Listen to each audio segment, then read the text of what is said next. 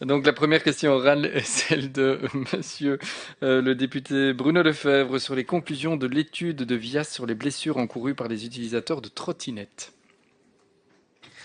Merci, Monsieur le Président, Monsieur le Ministre. Depuis plusieurs années, les déplacements en trottinette s'imposent comme de véritables alternatives à la congestion du trafic, surtout dans les zones urbaines.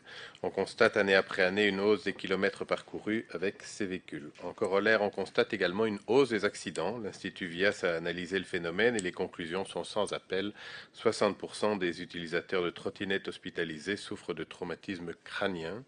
VIAS demande à ce que le port du casque soit rendu obligatoire. Entendez-vous donner suite à cette requête? D'une manière générale, une autre conclusion interpelle. Les trottinettistes et cyclistes sont les seuls usagers de la route dont le nombre de blessés graves augmente année après année.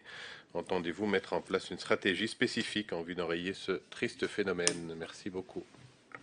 Merci monsieur le député, monsieur le ministre, pour votre réponse. Merci Monsieur Lefebvre pour votre question. C'est une question à laquelle je suis particulièrement sensible. J'étais moi-même victime d'un accident de trottinette électrique voici 2 ans et effectivement ça génère de grosses difficultés après.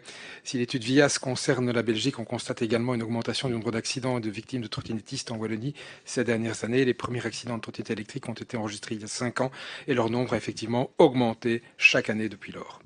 En concertation entre le fédéral et les 3 régions, un premier train de mesures est entré en vigueur dans le code de la route au 1er juillet 2022.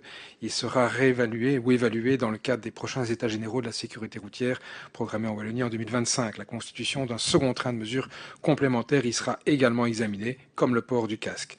Rappelons toutefois que l'obligation du port du casque pour les trottinettistes, que, à titre personnel, je soutiens, relève des compétences fédérales. À travers ces campagnes et messages de sensibilisation, l'Agence wallonne de sécurité routière peut agir en recommandant aux trottinettistes de s'équiper et d'utiliser un casque pour ces déplacements. Plus globalement, l'AESR mène tout au long de l'année des campagnes et actions de sensibilisation spécifiques à l'égard des cyclistes et des trottinettistes, notamment au printemps et en été. La majorité des accidents impliquant ces usagers surviennent en effet entre avril et octobre. Les règles et conseils pour se déplacer en sécurité ainsi que l'équipement obligatoire y conseillé sont notamment diffusés à ces occasions. Merci monsieur le ministre. Monsieur le député, pour votre réplique.